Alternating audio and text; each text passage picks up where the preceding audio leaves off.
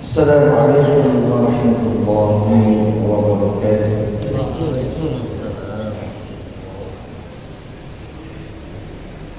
Alhamdulillah nahmaduhu wa nasta'inuhu wa nastaghfiruh wa na'udzu billahi min shururi anfusina wa min sayyiati a'malina. Man yahdihillahu fala mudilla lahu wa man yudlilhu fala hadiya lahu. أشهد أن لا إله إلا الله وحده لا شريك له أشهد أن محمدا عبده ورسوله. اللهم صل على محمد وعلى آل محمد كما صليت على إبراهيم وبارك على محمد كما باركت على إبراهيم وعلى آل إبراهيم إنك حميد مجيد. يا أيها الذين آمنوا اتقوا الله حق تقاته ولا تموتن إلا وأنتم مسلمون. Jamaah saudara rahimakumullah. Alhamdulillah, puja dan puji selalu terlontarkan melalui lisan kita, melalui sanubari hati yang paling dalam, atas rasa syukur kita kepada Allah Subhanahu wa taala atas nikmat yang Allah berikan kepada kita berupa nikmat iman, Islam dan kesehatan, sehingga Allah menakdirkan kita pada kesempatan subuh kali ini membukakan mata kita, kemudian memberikan kita kekuatan fisik kita maupun jiwa kita untuk kita melangkahkan kaki dalam masjid Syuhada ini melaksanakan ibadah salat subuh berjamaah. Satu nikmat yang luar biasa ketika kita mampu untuk mengendalikan nafsu kita, mengendalikan mata kita, melawan mata kita dari sesuatu yang melalaikan kita. Jamaah yang dirahmati Allah Subhanahu wa taala, seperti biasa di akhir Rabu, beberapa pertanyaan yang masuk ke majelis tarjih. Ada satu persoalan ini juga terjadi di beberapa tempat, dan pertanyaan ini dimuat di Suara Muhammadiyah. Kebetulan yang bertanya ini adalah saudara kita, teman kita, kebetulan teman saya di Banjarmasin, di pimpinan ranting Muhammadiyah, di salah satu pengurus masjid Muhammadiyah Banjarmasin di Masjid Al-Ummah. Mungkin bapak-bapak pengurus Muhammadiyah sudah pernah ke Masjid Al-Ummah. Ada satu pertanyaan dari saudara kita, saudara Albana. Beliau adalah salah satu pengurus dan ranting Muhammadiyah, diajukan ke tim atau divisi fatwa ataupun majelis tarjih pimpinan pusat Muhammadiyah untuk dijawab. Pertanyaan itu di tahun 2018. Ada pertanyaan. Assalamualaikum warahmatullahi wabarakatuh. Saya Bana, pengelola Masjid Ranting Muhammadiyah Al-Ummah Banjarmasin. Saya mau bertanya, bagaimana sah atau barisan sholat yang terhalang dengan tiang di dalam masjid? Soalnya masalah ini tidak selesai-selesai. Lagi perdebatannya di masjid Muhammadiyah Banjarmasin. Terima kasih. Ditujukan ke majelis tarjih pertanyaan. Jawaban, waalaikumsalam warahmatullahi wabarakatuh. Pada Pada dasarnya saf barisan di dalam sholat jamaah diperintahkan untuk rapat dan lurus. Jadi pada kesempatan ini kita tidak membahas secara detail bagaimana rapatnya sholat. Apakah kaki ketemu kaki atau bahu ketemu bahu? Kita tidak membahas ke situ. Tapi ini hadis akan kita bacakan. Nanti insya Allah di pertemuan yang akan datang, semoga ada waktu dan kesempatan, kita akan bahas masalah apakah rapatnya sholat itu kaki ketemu, bahu ketemu. Nanti kita akan bahas bagaimana pendapat dari para ulama dari madhab. Bagaimana pembahasan hadis tersebut nanti kita akan bahas. Cuma tidak membahas masalah itu, tetapi di sini diuraikan secara umum saja. Dijelaskan secara umum.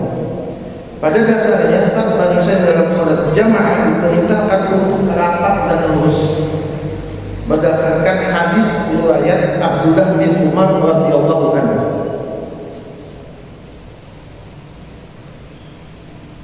Dari Abdullah bin Umar diriwayatkan bahwa Rasul bersabda, "Aqimu sufuf, luruskan saf kalian. Fa innama tasuffuna bisufufil malaikah." Karena sesungguhnya kalian itu bersaf-saf seperti safnya para malaikat. Wahadu bainal manakib, luruskan di antara bahu-bahu kalian. Wasuddul khalal, isi saf yang kosong. Artinya isi terlebih dahulu yang kosong di depan terlebih dahulu. Walinu fi aidi ikhwanikum, artinya lemah lembutlah, melemah lembut terhadap tangan lengan saudara kalian. Walan tazaku furujatin lisyaitan, dan janganlah kalian menyisakan celah-celah lisyaitan, bagi syaitan. Apabila ada celah-celah, jangan kita sisakan. Karena katanya, dan janganlah kalian menyisakan celah-celah bagi syaitan. Mengapa? Wa man wasala saffa, barang siapa yang menyambung saf, artinya safnya itu rapat, lurus, menyambung saf.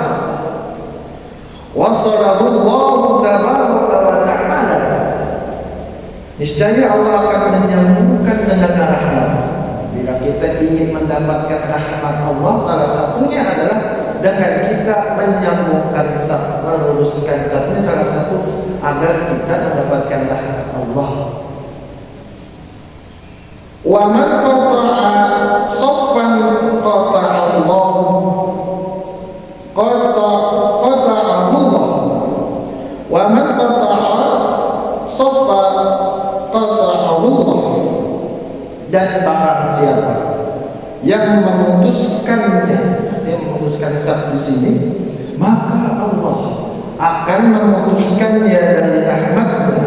Hadis riwayat Ahmad. Meskipun ada perintah untuk meluruskan dan merapatkan saf dalam sholat jamaah, akan tetapi lurus dan merapatnya saf sholat jamaah bukan termasuk syarat syahnya sholat jamaah. Lurus dan rapatnya saf merupakan kesempurnaan sholat jamaah. Jadi rapat dan lurus itu, atau lurus dan rapatnya saf itu merupakan kesempurnaan sholat jamaah. Tentu kita ingin sholat yang sempurna. Salah satunya adalah meluruskan dan merapatkan saf. Hal ini bisa dipahami dari hadis berikut. Dari Anas bin Malik, ia berkata, dia berkata, telah bersabda Rasulullah sallallahu alaihi wasallam, "Sawwu sufufakum fa inna tasfiyatas sufi min tamamis shalah."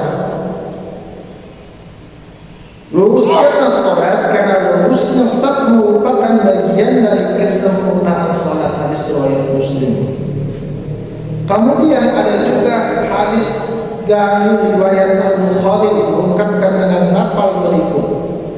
Sama dari Anas bin Malik diriwayatkan dari Nabi SAW bersabda, "Sawwu sufufakum fa inna tasfiyatas sufufi min iqamatis shalah." Luruskanlah saf karena lurusnya saf merupakan bagian dari min iqamatis shalah. Bagian dari min iqamatis shalah, daripada ditegakkannya salat.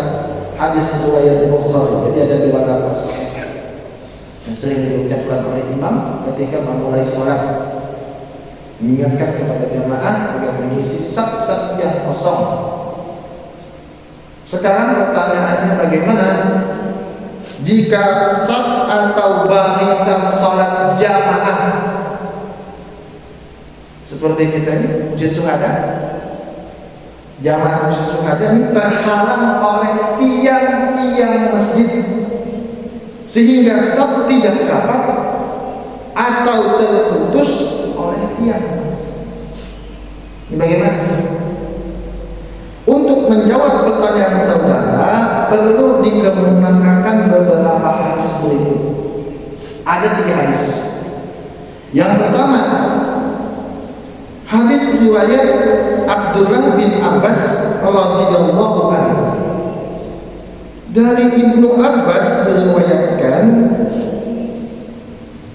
bahwa Rasulullah SAW bersabda, "Alaikum bis-saffi al-awwal." Kata Rasulullah, hendaklah kalian berada di saf yang pertama. Jadi kita dianjurkan untuk, kalau boleh katakan, mengambil keistimewaan saf yang pertama. Karena dalam sebuah riwayat juga disebutkan Allah dan para malaikatnya itu bersalawat kepada orang yang berada di saf di depan.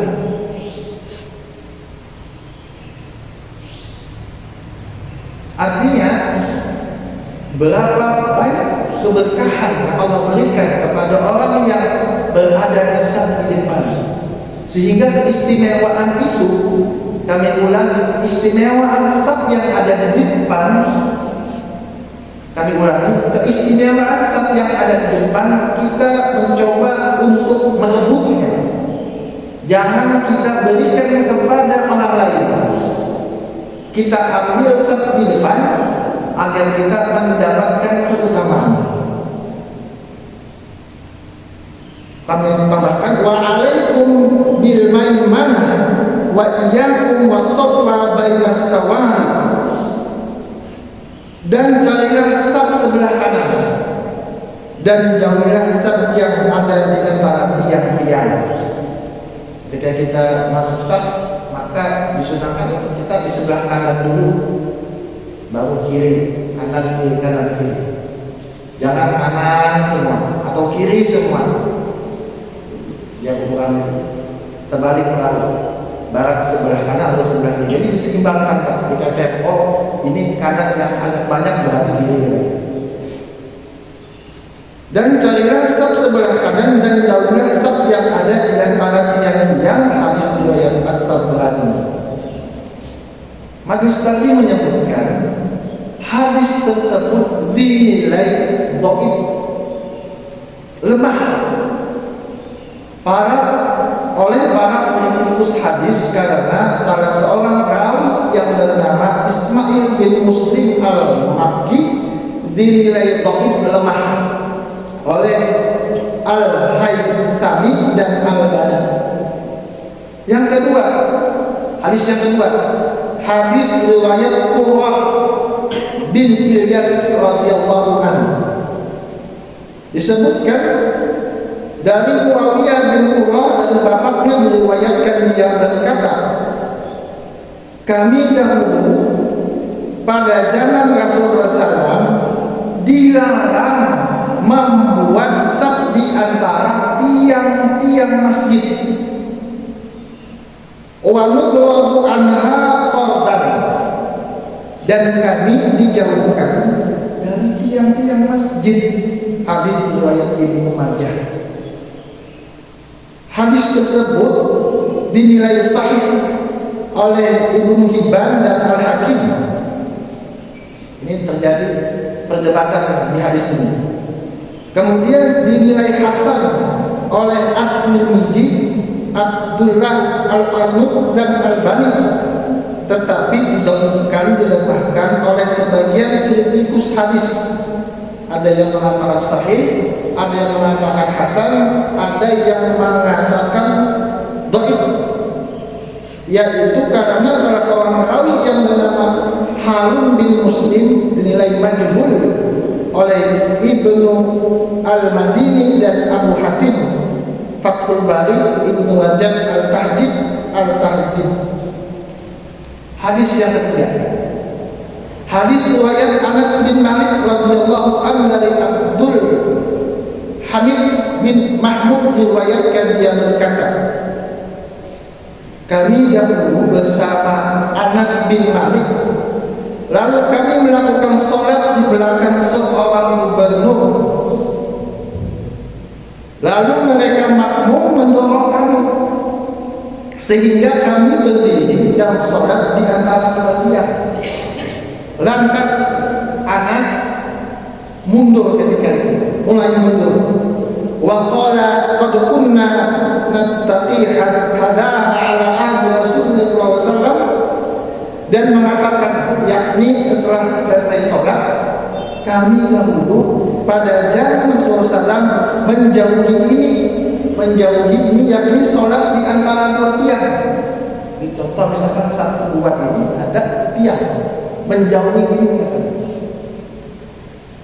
Hadis riwayat Anas bin Malik tersebut dinilai hasan oleh At-Tirmidzi dan disahihkan oleh mayoritas ulama hadis seperti Ibnu Hibban, Al-Hakim, Al-Dhahabi, Al-Bani dan lain-lain. Hadis riwayat Qurrah bin Ilyas tadi yang kami sebutkan, kita ini dilarang menjauhi untuk tiang-tiang masjid. Hadis Qurrah tadi, hadis yang kedua, menjelaskan adanya larangan Nabi SAW membuat saf yang terhalang oleh tiang masjid. Akan tetapi dalam riwayat Anas bin Malik tidak terdapat kalimat larangan. Dalam hadis yang ketiga tadi, Anas bin Malik, tidak ada kalimat larangan. Dalam memahami hadis tersebut, kami ulangi, dalam memahami hadis-hadis tersebut, para ulama berbeda pendapat mengenai hukum membuat saf yang terhalang oleh tiang masjid. Ada yang menilai makruh. Makruh ini perkara yang boleh dilakukan tapi dibenci. Seperti Anas bin Malik, dan ada juga ada yang menilai makruh seperti Anas bin Malik, pendapat pertama. Yang kedua, ada yang menilai pendapat ini mubah, boleh. Boleh kita membuat saf di antara tiang masjid seperti di Syuhada ini ada beberapa tiang. Ini boleh kita membuat. Di antaranya seperti Al-Hasan, Ibnu Sirin, Sa'id bin Jubair, Abu Hanbah, Malik, Syafi'i, Syarah Sahih Al-Bukhari, Libni Ibnu Battal, dan Tuhfatul Ahwazi. Bagaimana kesimpulan daripada Madaris Tarjih? Bagaimana kesimpulan dari Muhammadiyah? Maka ada dua kesimpulan berdasarkan beberapa hadis dan pendapat para ulama. Maka dapat diambil kesimpulan sebagai berikut. Yang pertama, saf jamaah dalam sholat yang paling utama adalah yang tidak terputus oleh tiang masjid. Oleh karena itu, apabila bisa dihindari, maka sok dibuat tidak melewati tiang masjid. Pendapat yang pertama. Yang kedua, apabila sok jamaah tidak dapat dihindari melewati tiang masjid, terhalang oleh tiang masjid, maka tidak ada larangan untuk membuat saf meskipun terhalang oleh tiang masjid, terlebih jika jamaah banyak. Wallahu a'lam bishawab. Sumber rubrik tanya jawab agama di Asuh, divisi Fatwa Tarjih dan Tajdid Pimpinan Pusat Muhammadiyah, majalah Suara Muhammadiyah nomor 16 tahun 2021. Artinya ini merupakan masalah khilafiyah yang kita harus berlapang dada. Bagaimana sikap kita? Masjid Muhammadiyah adalah masjid yang dibuat oleh Persyarikatan Muhammadiyah, mengikuti apa yang ada pemahaman agama yang dilakukan oleh Muhammadiyah, sehingga kita harus saling hormat menghormati. Karena mungkin di antara kita ada yang menganggap bahwa tidak mau sholat di saf kedua karena ada tiang. Yang anehnya adalah tidak mau sholat di pinggir, di samping tiang. Padahal kalau mau konsisten, ya tidak usah sholat di baris yang kedua, misalkan karena terhalang oleh tiang, tetapi mau saja sholat di bagian tengah, tapi tidak mau sholat di pinggir karena terhalang oleh tiang dan dinding. Maka perlu kebesaran jiwa kita untuk menerima perbedaan ini. Ketika kita masuk masjid Muhammadiyah, ketika kita berjamaah di masjid Muhammadiyah, pengurus sudah membuatkan saf yang ada. Karena tidak mungkin Pak, karena ada kaidah dalam usul fikih. Kalau bapak-bapak pernah belajar di pondok atau di perkuliahan, biasanya dibaca usul fikih. Ad-darurah tubihul majrur. Sesuatu yang darurat itu membolehkan sesuatu yang diharamkan, yang terlarang. Sesuatu yang darurat itu membolehkan sesuatu yang terlarang, itu kaidah dalam fikih. Sekarang kalau kita mau mengubah saf, pertama biaya yang dikeluarkan, yang kedua adalah mengubah lagi, kemudian akan memotong saf-saf yang ada. Yang ketiga adalah kondisi darurat, tiang-tiang di masjid kita ini sangat banyak, Pak. Sehingga tidak mungkin kita membuat saf yang kita menyesuaikan dengan tiang kita.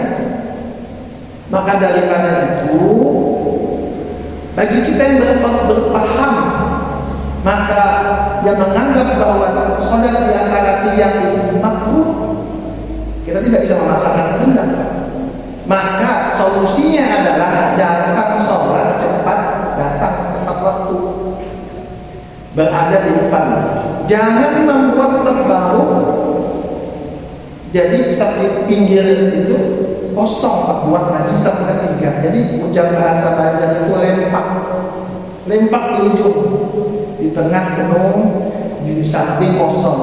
Karena pendapat tadi mengatakan demikian, akan tetapi Muhammadiyah mengatakan, kami ulangi, saf jamaah dalam sholat yang paling utama adalah yang tidak terputus oleh tiang masjid, yang utama. Oleh karena itu, apabila bisa dihindari, saf dibuat tidak melewati tiang masjid. Ada kalimat apabila bisa dihindari. Kalau perlu tambahkan lagi, apabila tidak bisa dihindari. Apabila tidak bisa dihindari, kalimat tambahan saja, apabila tidak bisa dihindari, maka saf dibuat melewati tiang masjid. Artinya ini fleksibel. Yang kedua, apabila saf jamaah tidak dapat dihindari melewati tiang masjid terhadap tiang, maka tidak ada larangan untuk membuat saf meskipun terhalang oleh tiang masjid, terlebih jika jamaahnya banyak. Dan ini merupakan ranah daripada perdebatan.